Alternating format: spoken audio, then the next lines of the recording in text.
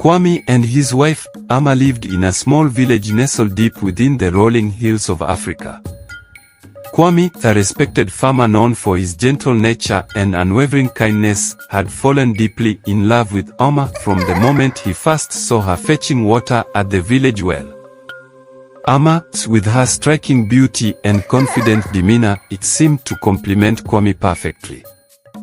However, as time passed and they settled into married life, cracks began to appear in their relationship.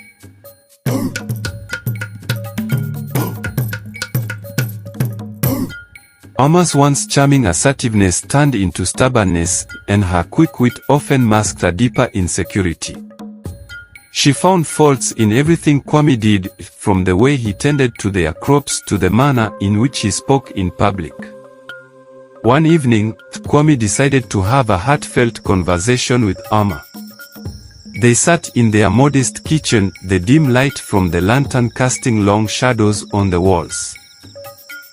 Ama, my love. Kwame began gently. I've noticed that we have been arguing a lot lately. I feel like I can't do anything right in your eyes. I want us to be happy together, but your words, they hurt me deeply. Ama looked at him, her eyes narrowing. Oh, so now it's my fault. Kwame, you're the one who is always so slow with the chores, always making mistakes. Maybe if you were a better man, I wouldn't have to correct you all the time. Kwame's heart sank, but he tried to stay calm. I'm not perfect, Ama. But I love you and I want us to walk through this together. Can we please try to understand each other better? Ama scoffed. Understand each other. Maybe you should start by understanding how much of a burden you are. Sometimes I think I would be better off alone, without having to carry your dead weight.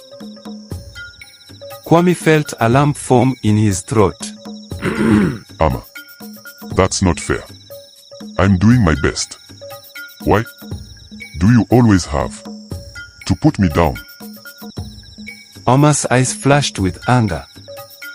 Why do you always have to make everything about you, Kwame? Maybe you're the problem here and not me. The more Kwame tried to reason with her, the more Ama twisted his words, using reverse psychology to make him feel like he was the one at fault.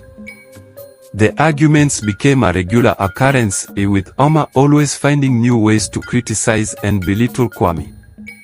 One day, during a village gathering, Ama's disrespect reached a new level. As the villagers mingled and shared stories, Ama loudly interrupted Kwame as he was speaking to their friends. Kwame, you can't even tell a story right. She said, her voice dripping with disdain. Why don't you let someone else talk who actually knows what they're doing? The crowd fell silent, shocked by her outburst.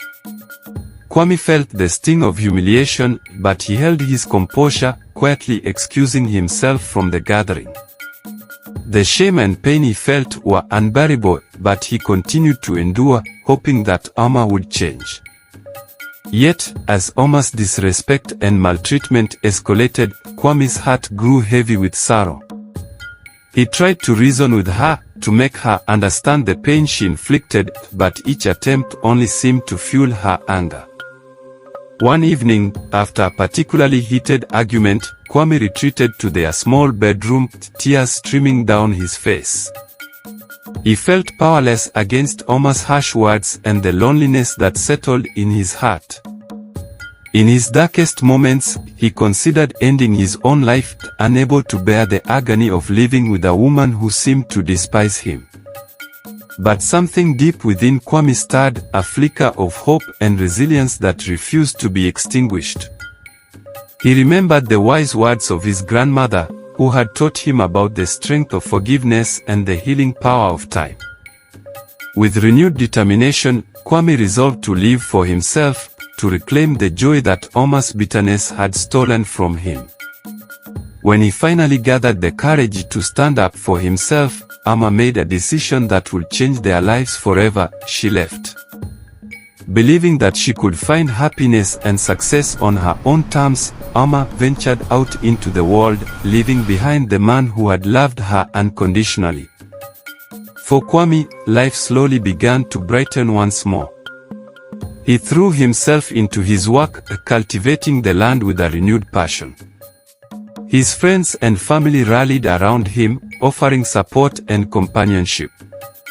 In their eyes, Kwame was a beacon of strength and resilience, a testament to the enduring power of love and forgiveness.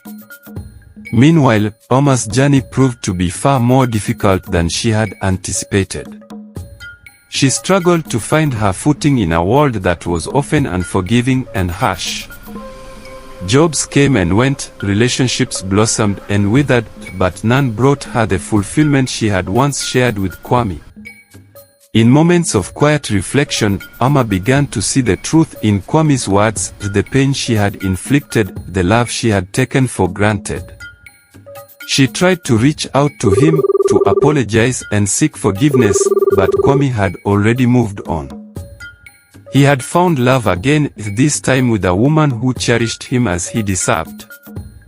Though he forgave Amma, in his heart, their paths diverged irreversibly.